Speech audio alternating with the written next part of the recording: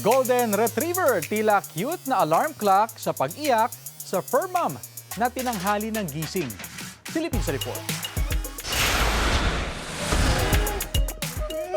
Mga kapuso, ano ang madalas na gumigising sa inyo? Gutom ba, tilaok ng manok o talak ni mama? Ibahin niyo raw ang isang taga Cavite na may cute na alarm.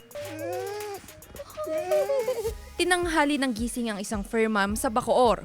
Ayos lang dahil una namang bumati sa kanya ang sweet na paglalambing ng alagang si Choco. Pagiging clingy raw ang #1 quality ng kanyang Golden Retriever.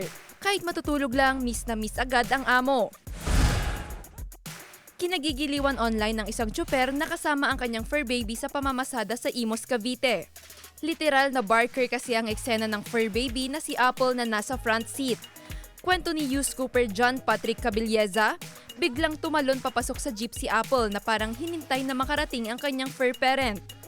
Kwento ng anak ng jeepney driver sa GMA News, malapit talaga kay Apple ang kanyang tatay na nakasama niya rin sa dating tinutuluyang terminal. Ikinatuwa naman ng netizens pati ng mga pasahero sa jeep ang eksenang yan. Jewel Fernandez, One North Central Luzon.